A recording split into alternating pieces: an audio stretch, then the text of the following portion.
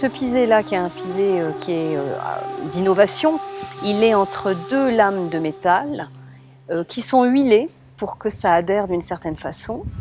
Et nous avons une terre qui est stabilisée à la chaux en fonction de la qualité de cette terre.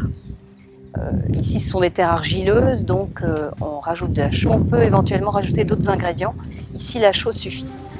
Et traditionnellement d'ailleurs, on a découvert que ces murs étaient aussi stabilisés autrefois à la chaux. L'autre grande innovation, c'est le damage pneumatique avec la dameuse que vous avez vue, qui permet d'avoir un damage plus serré tous les 15 cm. Donc en fait, on industrialise et on mécanise une technique qui est quand même très artisanale. Voilà. كتدخل لداخل واخا تكون الحراره كتحس بالبروديه ماشي بحال السيمون كما كان الجو برا كتعطيك نفس الجو. هنا لا، يقدر مثلا تخرج تلقى 40 درجه برا تدخل تلقى 25 20. هادشي اللي كاين. وبالنسبه للحراره حتى هي من الفوق، الا كنتي دايره سميتو، الا كنتي دايره ديك تكجده او داك الشيء بحال هذا دابا اللي شفتو هنا ما كيدوزش الحراره، ولكن لا ضال كدوز الحراره. ضروري عاوتاني ما تزيد شي حاجه اخرى بحال داك الفرشي اللي كيديروا من تحت لا فورما، بحال شحال من حاجه باش كتحيد لهم ديك الحراره. ولكن هادشي ديال التقليدي بلا ما دير داكشي، كدير تيكجده، كدير تلاخت من الفوق، كدير شي حاجه تقليديه هي كتحبس الشمس. سبحان الله.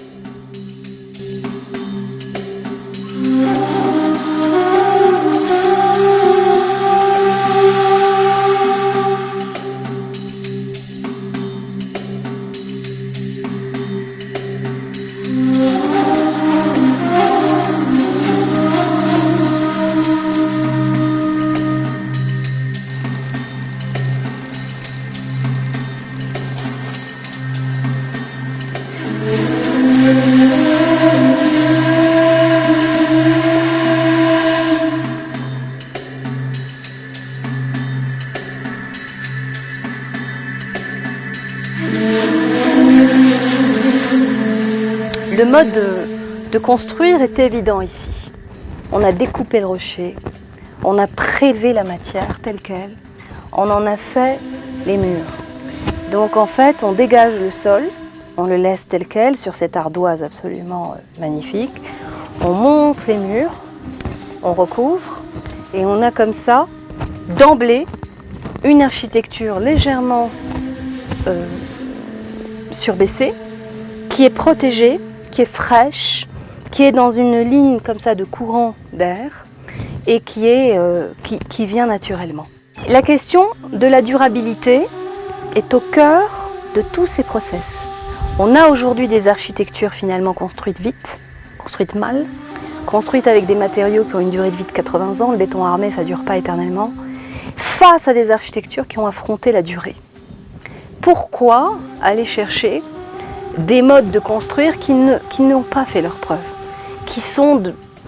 pourquoi se détourner de lieux qui nous donnent ainsi des leçons d'architecture, des leçons de vie et qui nous montrent la voie à suivre.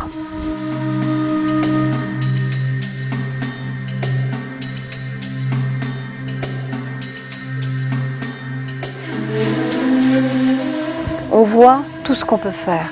Évidemment, on va vérifier depuis les soubassements jusqu'à le clos, le couvert, donc les murs, tout ce qui est linteau, tout ce qui est charpente. Et puis ici on a des termites dans toute la région, donc il faut être extrêmement vigilant.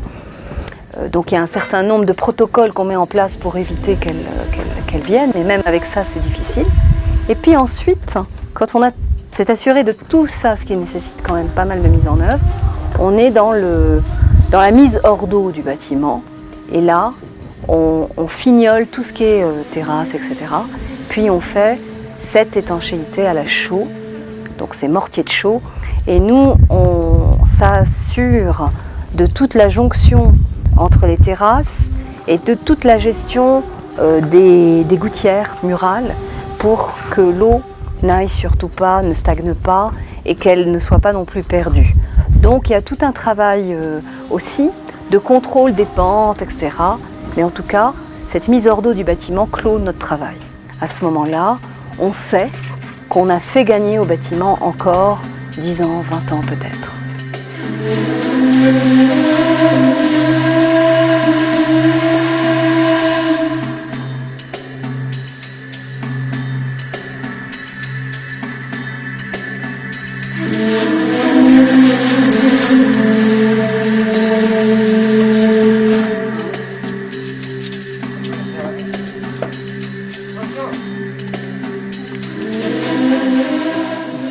On a une maternité qui doit gérer à la fois les visites des parents dans notre société et à la fois le repos de ces dames.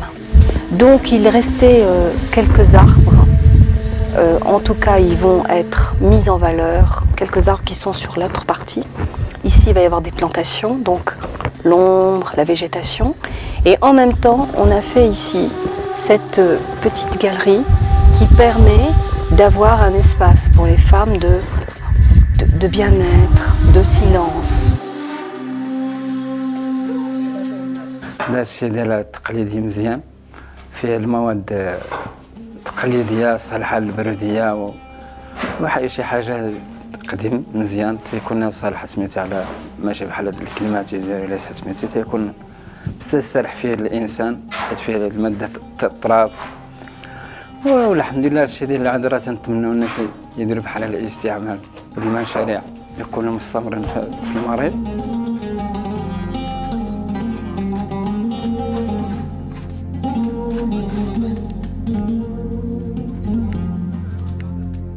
Donc je pense qu'on peut, avec des petits dispositifs, nous avons des lanterneaux qui vont permettre de créer cette ventilation et qui seront fermés pendant la période froide.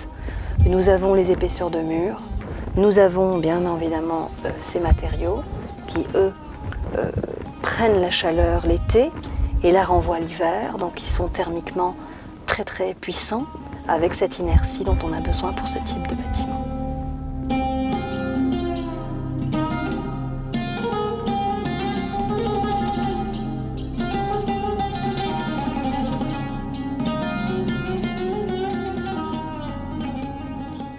La galerie bioclimatique, elle va se positionner sur la façade sud et elle va servir de double pot parce que la façade sud est la plus exposée et que comme on ne voulait pas que nos parois soient exposées au rayonnement intense, on a mis cette peau qui va être en bois sur une structure métallique et qui va être ventilée parce qu'on met un système d'ouverture qui assurent cette ventilation constante. Et donc, cette façon, cet appel d'air qui va être constant, il va se faire autour du bâtiment sur la façade sud et la façade est. Ce qui fait qu'en fait, il y aura ces appels d'air, cette ventilation, et on n'aura pas l'objet qui sera exposé à la chaleur. Donc les fenêtres, elles sont aussi traitées de la sorte, c'est-à-dire qu'elles sont en biseau et donc elles sont en ouverture grande sur l'intérieur et plus fermée sur l'extérieur.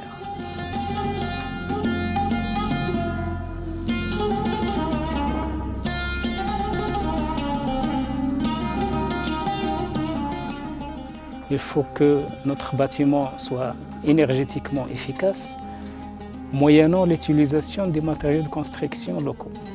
Donc pour ce chantier, on utilise la pierre locale, et on est en train de chercher un point d'équilibre entre la construction en matériaux locaux traditionnels et la construction classique.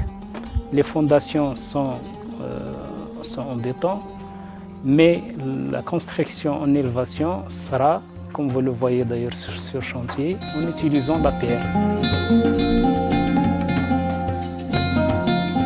Toute construction qui arrive aujourd'hui, qu'on va faire aujourd'hui, elle a ce lien avec cette architecture. Bien sûr, d'un point de vue bioclimatique, on voit bien hauteur sous plafond, etc. Couloir de ventilation, jeu d'ombre, succession d'ombre, étagement, etc. Donc cet urbanisme générateur d'espace de vie. Mais il y a aussi toutes ces mises en œuvre si particulières de la pierre et de toutes ces pierres et cette richesse qu'on a rencontrée. Ici, on a de la pierraille qui a une modénature très spécifique et qui, au contact de l'air, va faire une calcification spécifique et va se durcir comme un mur de chaux. Ailleurs, on a de la pierre de taille, quasiment. Ailleurs encore, on a de la pierre épannelée, etc. Ailleurs, des ardoises. Et donc, tout ce potentiel de mise en œuvre montre aussi combien tous ces procédés ne doivent pas sombrer dans les ténèbres de l'histoire, mais doivent être au contraire ranimés, ravivés pour garder cet aspect où on a un lien avec ses origines et en même temps où on vit dans un espace précis qui a son histoire propre et ses caractéristiques propres.